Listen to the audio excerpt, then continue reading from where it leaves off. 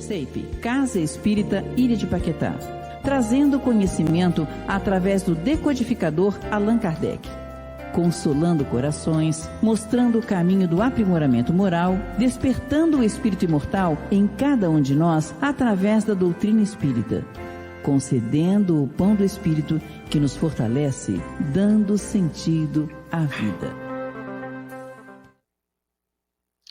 Boa noite para todos. Hoje, excepcionalmente, num sábado, nós estamos fazendo aqui um estudo. São 18 horas e um pouquinho. Esse estudo que nós estamos fazendo hoje, sábado, não é normal nós fazermos. Normalmente é às quarta-feira que nós estudamos o Livro dos Espíritos.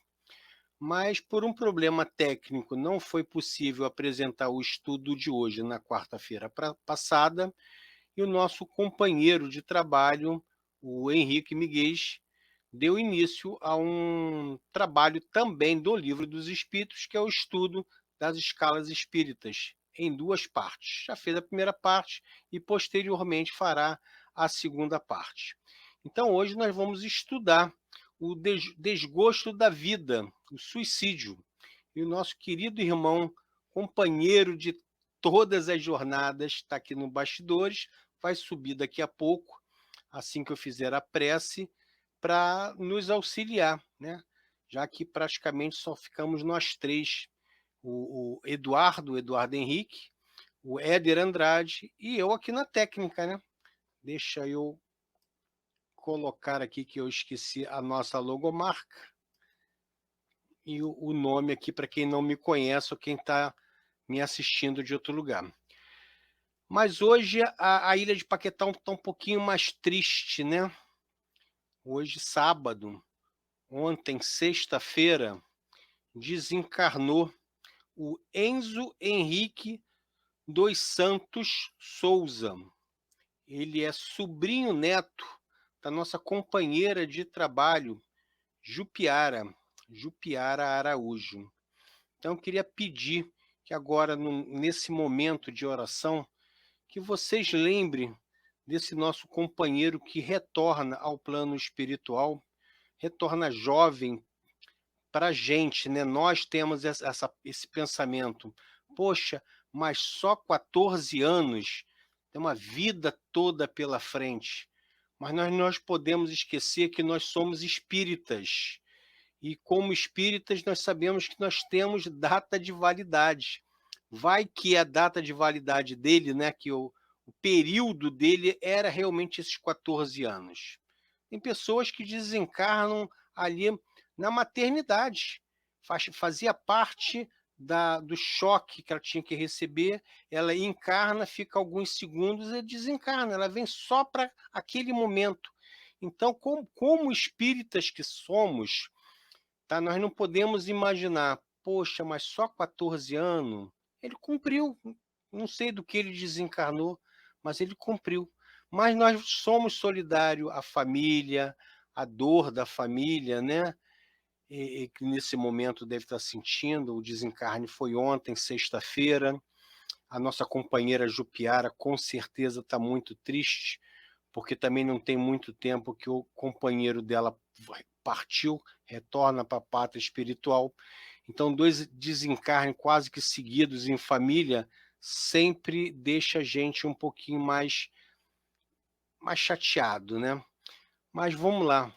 Vamos elevar nosso pensamento a Deus, nosso Pai Criador, a Jesus, nosso mestre, modelo e guia, ao mentor espiritual da nossa casa espírita e a toda a falange de trabalhadores deste mentor, que ampare a Ilha de Paquetá neste momento, que está já saudoso com o retorno do nosso companheiro à pátria espiritual, esse jovem de 14 anos, e que Jesus o ampare, que ele seja conduzido no plano espiritual, seja amparado pelos amigos trabalhadores do plano invisível, que os parentes mais evoluídos o acariciem. E eu não sei o motivo do desencarne, mas dependendo do que foi nesse momento, ele está num hospital, sendo amparado pelos médicos do astral, do plano invisível, e tenhamos certeza absoluta que ele está sendo amparado e muito bem amparado, que a família da SEIP está velando em orações por esse espírito, pela nossa companheira Jupiara, que nesse momento também deve estar muito já saudosa, né? Já deve estar lembrando do esposo que há poucos meses também desencarnou, não sei te dizer aqui quantos meses, 10, 11, 12, 13 meses, para gente que fica é como se fosse ontem. Então, que a espiritualidade ampare todos aqueles que conheciam o Enzo Henrique dos Santos de Souza, e que Jesus o ampare. Então, vamos lá. Vou chamar aqui o companheiro Éder. Oi, Éder. Oi, Ricardo. Boa noite. Triste, né? Neste sábado, o desencarne foi ontem às 18 horas. Eu estava no Eurípides quando recebi a notícia da Luciana e coloquei o nome dele lá na Expresso do Eurípides. Ontem no Eurípides foi a última sexta-feira do mês, então nós entramos em prece. E vamos dedicar o estudo de hoje, que excepcionalmente está num sábado, e com um tema bem mais faz parte da nossa programação, as questões 943 a 957. Fique à vontade no seu estudo, Éder. No final eu retorno. Tá certo, Ricardo. Obrigado. Nosso boa noite a todos os amigos. Lembrando que estamos quase nos despedindo, porque dentro da programação do estudo do Livro dos Espíritos, nós estamos chegando ao fim. E dentro da escala, eu não acredito que eu retorne para estar aqui com os companheiros no Livro dos Espíritos. Estaremos, sim, fazendo algum estudo doutrinário, mas não necessariamente do Livro dos Espíritos. Então, estamos já nos despedindo dessa empreitada que foi trabalhar ao longo desse período as perguntas do Livro dos Espíritos para o esclarecimento de todos nós. Hoje nós vamos falar do desgosto da vida ou pela vida e o suicídio. É um assunto bastante delicado. Delicado porque alguém que perdeu um ente querido por ter cometido suicídio, ao assistir esse estudo, pode se sentir mexido. E eu rogo a Deus nesse momento que, por meu intermédio, as palavras elas sejam muito bem elaboradas para, acima de tudo, trazer consolação e esclarecimento. Porque a libertação é um processo onde todos nós precisamos aprender, exercitar e botar em prática na nossa vida.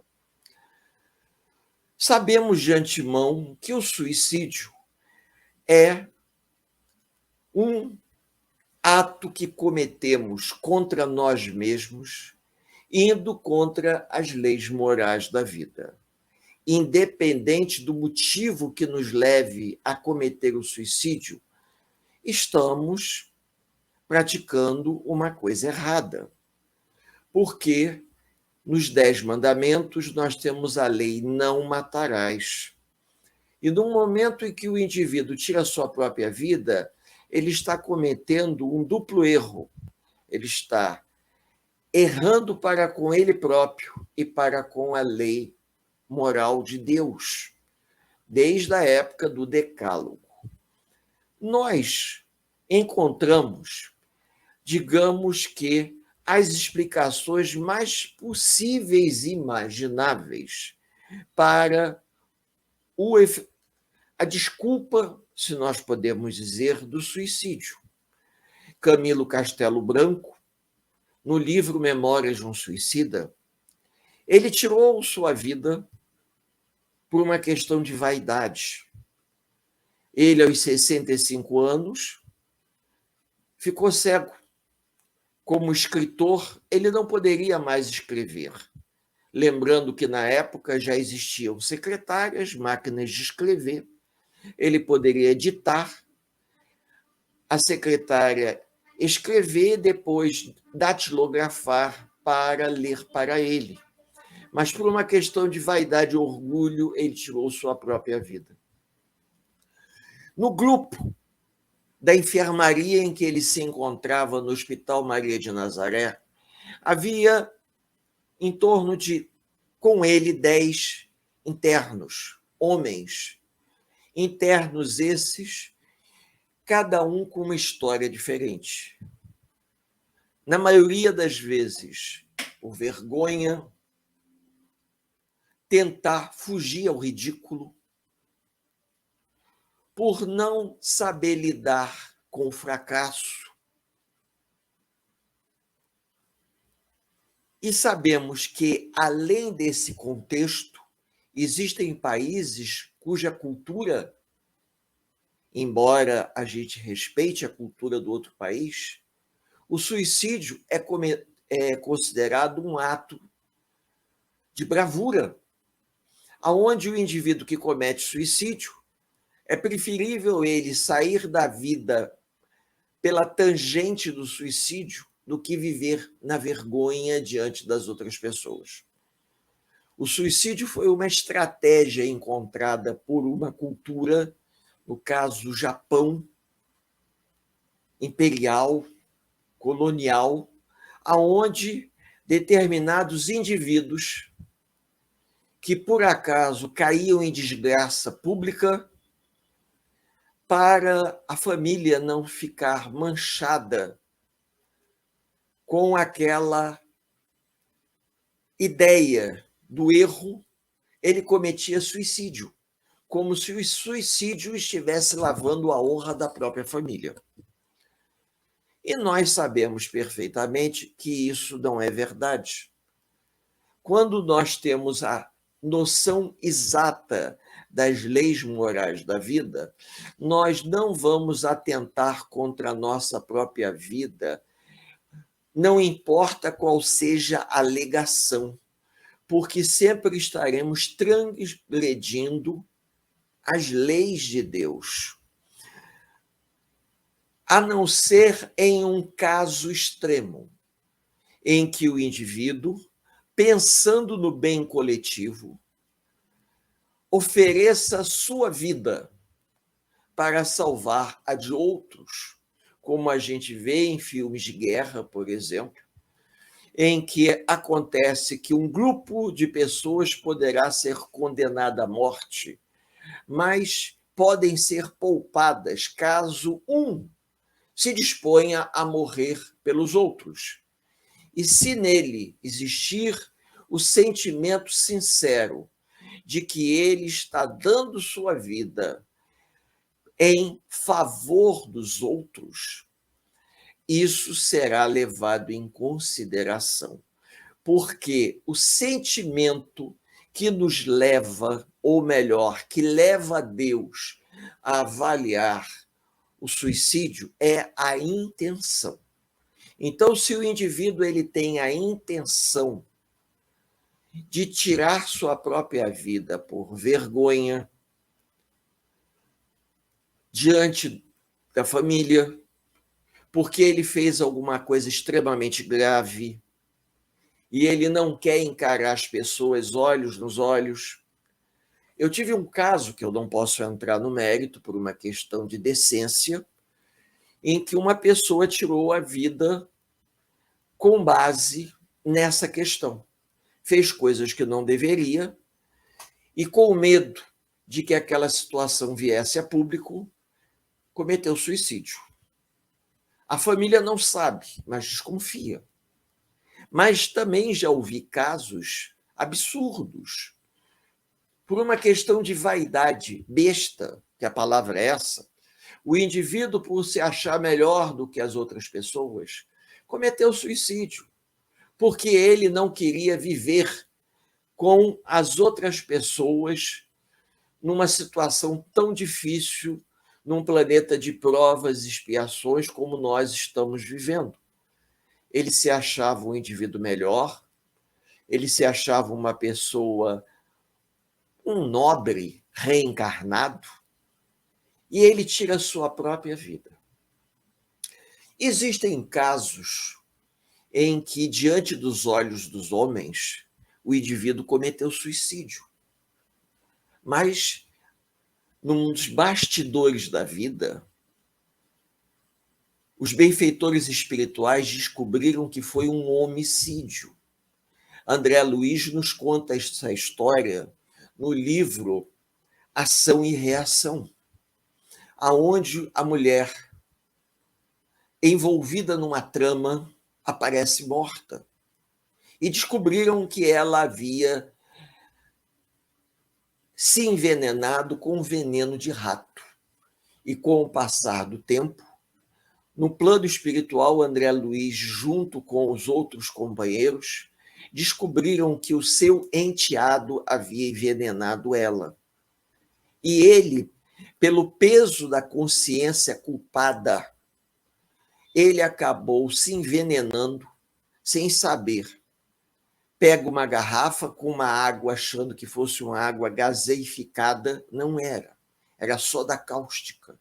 E ele bebe a soda cáustica e ele morre envenenado. Como o desdobramento da lei da ação e reação. Nós estamos vivendo um momento muito conturbado, onde encontramos casos de pessoas que, por processos obsessivos arrastados, acabam cometendo suicídio. Mas o plano espiritual leva em consideração o processo em que o indivíduo tomou a decisão. Se ele tomou aquela decisão para poder conter a perturbação em que ele se encontrava, ele não tinha uma lucidez plena do quadro que ele se encontrava, ele tem esse atenuante. Porque, como eu disse aqui, o único atenuante que pode abrandar a prática do suicídio é quando o indivíduo se entrega para que a sua morte salve a morte dos outros. Então, a intenção dele é uma intenção nobre, ou seja, é um sacrifício. Ele está fazendo um sacrifício para que as outras pessoas sejam poupadas. Então, ele vai carregar na sua consciência a intenção do ato.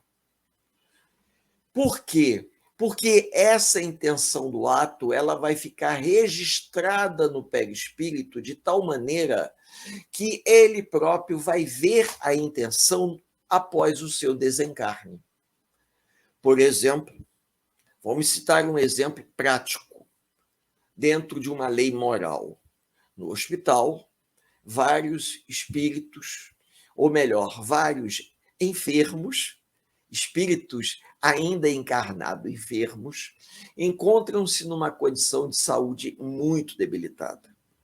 Não existindo remédio para todos, nem existindo formas de ajudar a todos, um em estado quase terminal, mas com uma lucidez que o permite interagir, diz para o médico o seguinte: não me esperem morrer, antecipem a minha morte e com os meus órgãos salvem as pessoas que podem ainda serem ajudadas a tempo. Já que meu caso é irreversível, eu assino uma sentença de morte, porque para ficar em cima de uma cama sofrendo, com uma morte eminente, eu prefiro, então, que vocês me induzam a um processo de coma e que vocês possam retirar os meus órgãos e ajudar essas pessoas que estão na fila de espera e podem ser ajudadas antecipadamente, já que meu caso é irreversível. Vejam, é um ato de abnegação em que muitos médicos teriam uma certa dificuldade em aceitar, porque normalmente isso só acontece quando ocorre a morte cerebral. Mas se o espírito encarnado ele tem a consciência de que é um quadro eminente, ele pode solicitar. A gente até encontra situações assim. Pode solicitar dos médicos uma intervenção para que as córneas sejam doadas, o coração, os rins, os pulmões, os órgãos todos. Já que ele está com um problema cerebral, um aneurisma, que pode se descolar a qualquer momento, provocando uma morte abrupta, por que não favorecer a outros que precisam dos órgãos e têm mais chance de uma sobrevida do que ele próprio? Se esse sentimento é um sentimento sincero, ele não estará cometendo suicídio. Ele estará renunciando à vida em favor dos outros.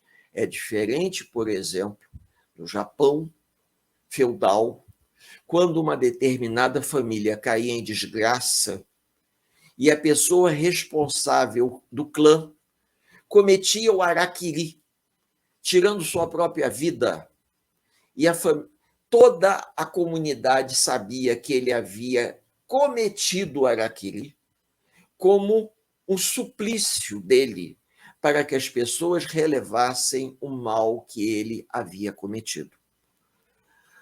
A coisa é tão forte no Japão, para os amigos terem uma ideia, que quando o Japão foi derrotado na Segunda Guerra Mundial, vários soldados japoneses, para não viverem sob a vergonha da derrota, cometeram suicídio. Vários, a ponto dos soldados americanos terem que conter os soldados japoneses que se entregavam e se preparavam para cometer suicídio. A gente observa que não é uma cultura humanizada. Isso é uma fuga da realidade. Existe um monte Fujiyama, onde existe um vulcão. Nesse vulcão, houve uma época em que os americanos estavam dominando o Japão pós-guerra, era a intervenção militar norte-americana no Japão pós-guerra, em que uma grande quantidade de jovens moças estavam se atirando na cratera do vulcão. Descobriram que isso estava associado a um romance japonês em que o amado havia ido para a guerra e não havia retornado porque morreu no campo de batalha. E com isso, as moças, por terem perdido seu noivo, cometiam suicídio. Os americanos tiveram que cercar o monte para evitar um número de suicídios desnecessários.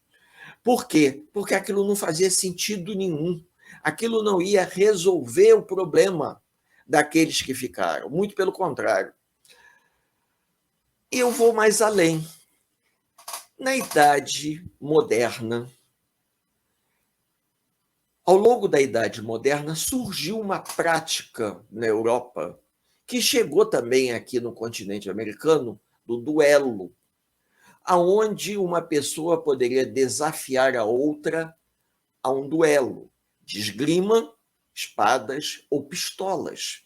Inclusive, nos museus existem as caixas onde aparecem as pistolas, onde cada o desafiante e o desafiado ficavam de costa um para o outro, caminhavam tantos passos, se viravam e atiravam. Havia a possibilidade dos dois morrerem, um ficar muito ferido e o outro morrer, desencarnar. Havia padrinhos, juízes, porque isso era uma coisa considerada séria. Porém, Analisando sob um ponto de vista espiritual, poderia acontecer um fato inusitado. O desafiante, ele poderia ser morto pelo desafiado. O desafiado, aquele que levou a bofetada de luva de pelica e foi convidado a um desafio, tinha uma mira melhor e acertou o desafiante. Aí o desafiante chega no plano espiritual reclamando que foi assassinado pelo outro. E aí o benfeitor, amigo, companheiro, diz o seguinte: você não foi assassinado. O que você cometeu foi suicídio. Por quê? Ele era um atirador melhor. E você sabia. Você sabia que esse duelo era uma imprudência da sua parte. Você não podia lavar a honra da família fazendo algo dessa natureza. Agora, o que acontece? Ele vai carregar a sombra de ter tirado sua vida. Mas foi você que provocou. Foi você que o levou a se defender. Ele não é um homicida, ele se defendeu para não morrer e acabou matando você. Porém, você é um suicida.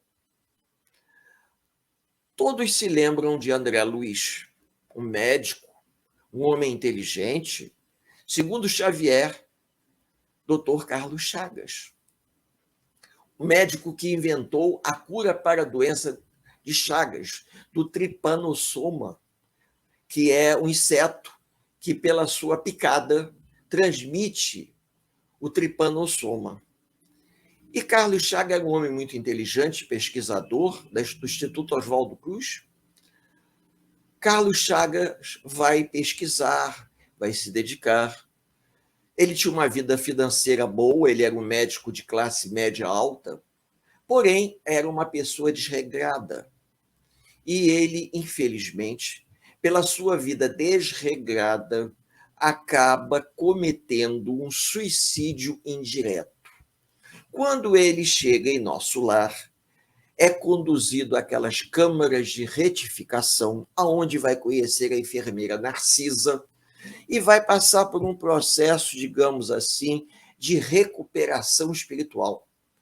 Quando ele está sendo examinado, estavam fazendo uma anamnese, descobrem que ele era um suicida e dizem para ele: infelizmente, meu amigo, você é um suicida.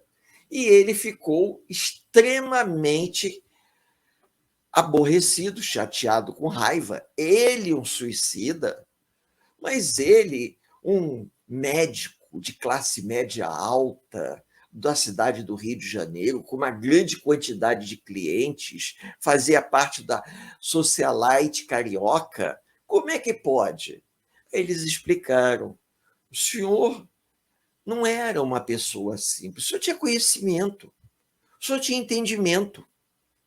O uso que o senhor não usou, o senhor abusou de determinados alimentos, determinadas bebidas, que o conduziram a uma morte prematura.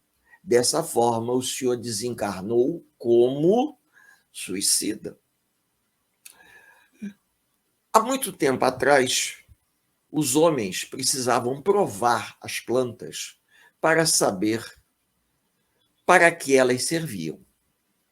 Se, de repente, na floresta, um nativo via um animal comer a planta e morrer, ele sabia que aquela planta não poderia ser comestível. Tanto é que, com o passar do tempo, determinadas plantas nas farmácias de homeopatia ou de manipulação, elas são trabalhadas e o seu poder é diminuído. Tanto é que o arsênico, que numa determinada dosagem mata, ele pode ser usado para tratamento. Existem homeopatias, se não me foge a memória, que trabalham com arsênico, mas numa porcentagem mínima. Então, nós sabemos disso. Com isso, a gente para e pensa. Se a gente tem a consciência diferente, existem cogumelos que são alimentos extremamente agradáveis e tem cogumelos que são venenosos. Se nós comemos o cogumelo venenoso sem saber e morremos, nós não cometemos suicídio, a gente não sabia. Mas se você sabe, pega o cogumelo, tá? E você dá para um animal comer ou uma pessoa comer, propositalmente, você vai cometer suicídio, né? Por quê? Ou melhor, você vai cometer homicídio, desculpe. Vai cometer homicídio. Na Idade Média, era muito comum que a cultura ela fosse apenas de acesso às classes privilegiadas. E, com isso, os livros medievais, que pareciam verdadeiros catálogos telefônicos, quem lembra dos antigos catálogos telefônicos, feitos num tipo de papel jornal grosso, tá? As pessoas tinham o hábito de folhear aqueles livros, passando o dedo na língua e folheando a parte de cima da página, para evitar que pessoas que não haviam sido autorizadas lessem os livros, passava-se veneno arsênico na parte alta do livro. O arsênico secava e não se notava. Então, o indivíduo, ao lamber a ponta do dedo, como o antigo costume de se folhear lambendo, tanto é que hoje existe uma esponjinha que a gente compra em papelaria para você molhar o dedo e não ter esse hábito de levar a mão à boca, né? Você molha a mão e vai folheando as páginas, principalmente papel ofício, dinheiro, quando o dinheiro é muito novo. As pessoas não conseguem, às vezes, tem até uma pasta que a pessoa usa, que é própria para poder separar as folhas. Se o indivíduo não sabia, pegou aquilo, tocou na língua e morreu, ele foi assassinado. E aquele que fez aquilo é o assassino. Então, a responsabilidade moral, ela se recai em cima da atitude do indivíduo, que vai agir com essa intenção. Vejam, tudo vai se basear na questão da intenção. Por que todos aqueles companheiros de Camilo Castelo Branco que estavam na enfermaria estavam sofrendo naquela enfermaria? Porque todos atentaram contra a própria vida. E Camilo Castelo Branco, depois, conhecendo melhor as outras enfermarias, ficou impressionado, porque haviam indivíduos que haviam se atirado antes do trem, o trem passou por cima do indivíduo, cortando os membros do indivíduo. O que levou o indivíduo a fazer isso? Não se sabe. Não se sabe. Alguns casos, principalmente antigamente, que o indivíduo ele era obrigado a cometer suicídio. Ele não era obrigado, ele cometia o suicídio porque, por trás da sua história de vida, havia uma vergonha que ele não desejava que viesse a público. Então, ele aceitava a ideia de cometer o suicídio dando um tiro na própria cabeça, achavam ele morto, criavam uma situação, construíam uma situação. O espírito aparecia, o indivíduo aparecia morto. Aí diziam que ele havia cometido suicídio, mas, na verdade, ele não cometeu suicídio, ele saiu suicidado daquela situação.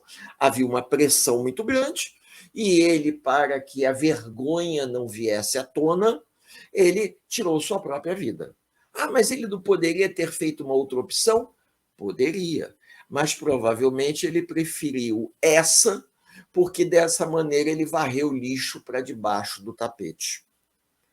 É muito comum as pessoas calarem diante do erro delas mesmas ou do erro dos outros. Por quê? Porque dessa forma elas conseguem evitar toda a desgraça, tá?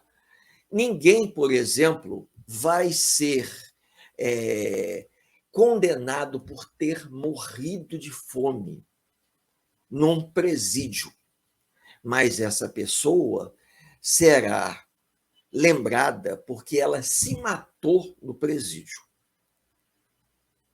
Se aconteceu dela lutar pela própria vida e morrer lutando pela própria vida, o que a gente observa muito nas mesas de desobsessão, ela não vai carregar o estigma do suicídio, porque ela não fez isso.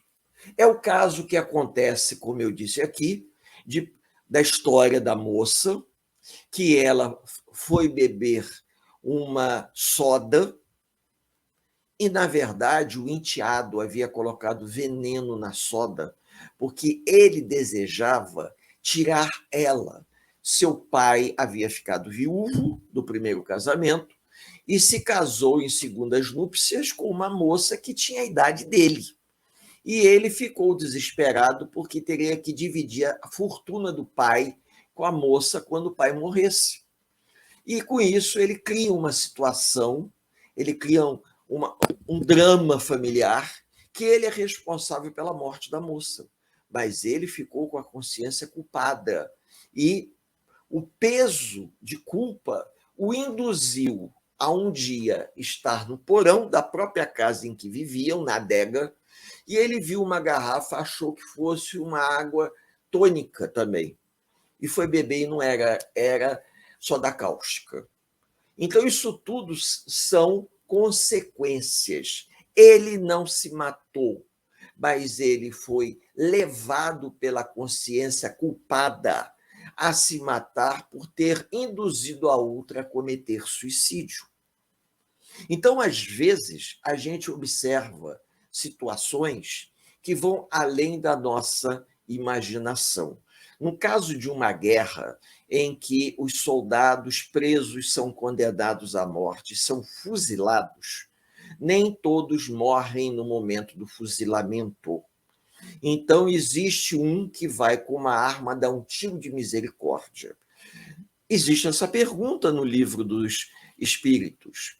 Nesse caso, por ser um contexto de guerra e aquele soldado está fazendo aquilo, ele não tem o peso da responsabilidade. Ele foi obrigado pelo contexto a fazer aquilo como o outro também poderia. A questão central é a intenção. Ou melhor, quando nós vamos planejando um acontecimento, nós vamos programando um acontecimento para tirar a vida nossa ou de alguém. Eu conheço uma história, não posso entrar no mérito dela, até por uma questão de ordem moral, que um rapaz, na época, estava com seus 30 anos, com boa formação familiar, achando que o mundo não valia a pena viver no mundo. Escreveu várias cartas para a mãe, para o pai, para os amigos, para a polícia. E ele tirou a própria vida com uma arma que ele havia comprado, dando 2 ou 3 tiros na cabeça. Nós nos perguntamos, as cartas que ele escreveu não poderiam ter levado ele a tomar uma decisão diferente? Poderiam. Mas a gente observa que o desespero das pessoas envolve também um sentimento materialista muito grande.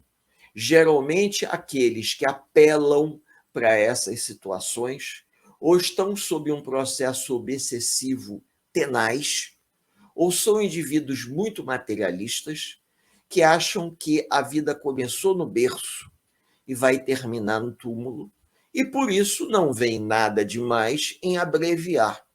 É como se, de repente, eu tivesse partido numa excursão, não gostei da excursão, resolvi voltar no meio do caminho. Não é bem assim que a coisa funciona. Então, vocês vejam que nós temos um compromisso reencarnatório. Nós temos que dar conta do compromisso reencarnatório. Se ocorre de morrermos por um problema de uma bala perdida, um infarto, um aneurisma, um AVC, são situações às quais nós não temos controle nenhum.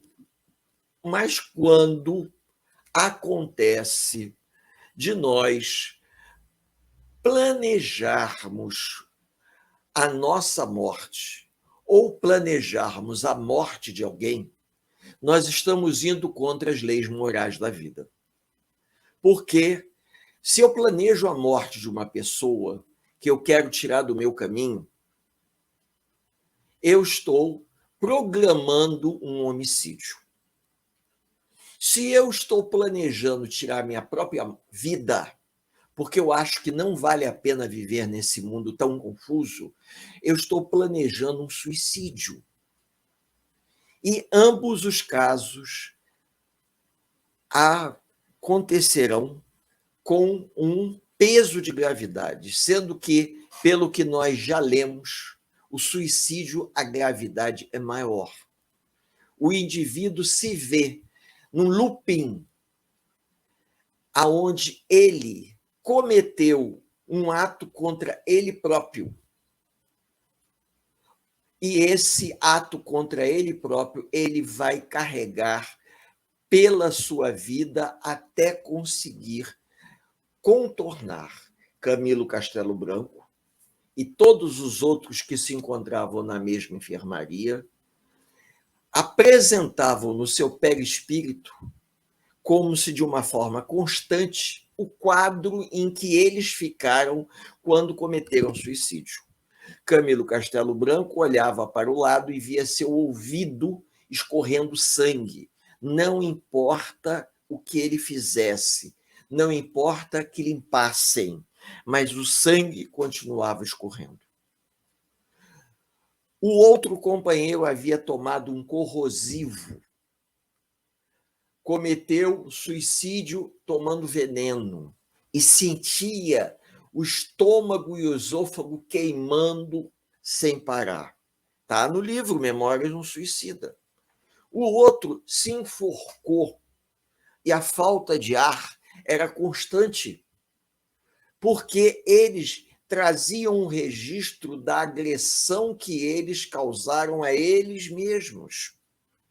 Então, a gente precisa pensar nisso, porque muitas das vezes a pessoa acha que é uma coisa simples, como se desligasse a luz e tudo terminasse, mas não é. Você muda de cômodo, mas a vida continua. Alguns casos, por exemplo, que já foram levados até o centro espírita, como pessoas com processos de perturbação muito grave, e que o processo obsessivo leva elas a se atirarem na frente de um ônibus, pularem de uma janela. Elas têm um atenuante, porque o sofrimento que elas carregam é muito grande. E elas fizeram aquilo não com a plena consciência, mas fizeram num processo de perturbação.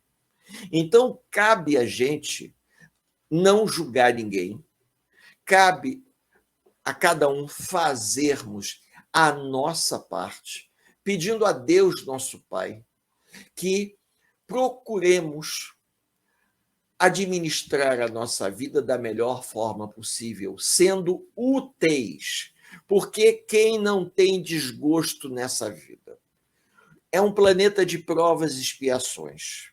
Todos nós somos portadores de desgostos. Esses desgostos, muitas das vezes, nos deixam com a baixa estima lá no taco, falando português claro. Mas isso não quer dizer que a gente vá ceder às provocações do plano sombrio das trevas. Nós temos que orar, vigiar. Eu diria para os amigos, com uma certa intimidade da SEIP, que é normal os altos e baixos. É normal hoje a gente estar animado, nesse sábado, nesse final de semana, estarmos animados. Mas tem momentos que a gente se sente tão desanimado, a gente se sente tão para baixo. É normal essa oscilação. O que a gente não pode é se entregar. A gente não pode se entregar ao pessimismo. A gente não pode se entregar a esse sentimento de baixa estima, de desgosto pelo que a gente vê nas mídias sociais. Há momentos que a gente deve até desligar a televisão, porque a mídia bombardeia a nossa mente com informações desnecessárias. Tanto é que hoje, por uma questão de saúde pública, não se divulga casos de suicídio no noticiário, para não estimularem as pessoas. Mas nós sabemos que, infelizmente, não só no Brasil como no mundo, o número de suicídios aumentou por conta da questão da expectativa de vida. Cabe a todos nós vibrarmos de forma positiva, elevarmos o nosso pensamento em prece, rogando a Deus nosso Pai amparo e proteção. Podemos reencarnar trazendo resquícios, digamos assim, de tristezas de outras vidas, de melancolia de outras vidas. Mas isso não quer dizer que a gente seja propenso a suicídio, porque nós estamos vivendo um mundo de desafios, um mundo onde a gente precisa aprender a renunciar. E quando, estudando a doutrina espírita, compreendemos que estamos aqui de passagem, vivendo uma experiência reencarnatória para nos melhorarmos, para a nossa aprendizagem, e que no momento certo vamos desencarnar, e nesse desencarne teremos um balanço, não vamos agravar a nossa história espiritual. Vamos fazer o que está ao nosso alcance. Vamos tentar fazer o que for melhor. Se a gente não conseguir dar conta de tudo, a gente vai pedir a Deus de coração: Senhor, não tive condições de fazer o que gostaria. Me concede a possibilidade de continuar na próxima encarnação. Dessa eu cometi vários erros que espero, um pouco mais capacitado, não repetir na próxima existência. O meu desejo sincero é me melhorar e crescer, que eu possa usar todo o meu conhecimento, tudo que eu venho estudando, para auxiliar outras pessoas a se melhorarem, se tornarem pessoas em paz com elas mesmas, pessoas mais felizes, se lembrando da imortalidade da alma. Já existíamos antes da criação do corpo, que aqui nos encontramos, e vamos continuar existindo após o desencarne desse corpo, independente do local aonde o corpo será sepultado, porque somos espíritos imortais. Eu desejo a todos os amigos da SEIP um grande abraço fraterno, um bom final de noite, e eu devolvo a palavra ao nosso companheiro Ricardo, para que ele possa ir finalizando esse nosso último encontro dessa sequência, né? Ainda tem mais um, Éder. Eu pensei que esse fosse o último. Não, esse ainda não é. Esse é o penúltimo. Você ainda tem mais um, aí sim você faz a despedida, e 27 de setembro a gente encerra. Então, já sabem, 27 de setembro nós vamos encerrar, mas a gente vai aparecer aqui de novo. Sim, e fora disso tem outros estudos paralelos. Não, sim, eu estou me referindo ao Livro dos Espíritos só. Quando você falou do hábito de molhar o dedo para trocar a página, eu me lembrei das pessoas. Eu tenho lápis aqui, tá? Esse é um lápis. Tenho um hábito de usar lápis, de molhar o lápis na boca para escrever. Exatamente. Na Idade Média, eles passavam arsênico na beirada da página. Aí o indivíduo, ao folhear, sujava o dedo com resíduos de arsênio, levava na boca. Ele tinha o conhecimento restrito dos livros proibidos, mas morria envenenado e aquele conhecimento não era levado adiante. Interessante. Faz a prece de encerramento para a gente. Hoje é sábado, tá triste, a Ilha de Paquetá está muito triste com o desencarne do menino. Eu vi. O desencarne do menino, mas faz parte, né? Faz, por gentileza. Pois não. Então eu convido a todos os amigos a elevarmos o nosso pensamento em prece, agradecendo a oportunidade dos prepostos da Casa Espírita Ilha de Paquetá por esse encontro fraterno, de paz e de luz, aonde tivemos a oportunidade de estudar um assunto tão delicado. Independente desse estudo e do esclarecimento que nós conversamos e compartilhamos, aproveito a oportunidade para solicitar de bom coração a todos os amigos que possam vibrar de forma positiva pelo Enzo. Esse rapaz, esse garoto de 14 anos que desencarnou. Sabemos que nada acontece por acaso, que uma folha não cai de uma árvore sem que Deus o saiba e assim consinta. Então, de coração, que a gente vibre e pense de forma positiva nele e na família. Que os amigos espirituais que nos escutam e que nesse momento nos permitiram estarmos reunidos, abençoem essa casa de luz e de oração e que essa luz do esclarecimento se estenda a toda a ilha, a todos os seus moradores, auxiliando-os num processo de crescimento interior. Eu desejo a todos uma noite de paz, uma noite de luz. Que assim seja. Que assim seja, Éder. Que assim seja. Então, uma boa noite para você também.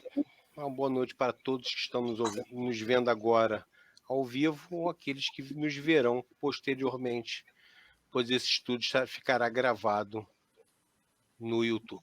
Forte abraço, meu querido. Forte abraço. Bom final de semana. A Casa Espírita Ilha de Paquetá, CEIP, agradece a presença de todos. Deseja que tenhamos uma excelente noite de sono reparador, com descanso do corpo físico. E que nosso espírito possa emancipar-se em missão de trabalho no bem ou em estudos em esferas espirituais mais elevadas.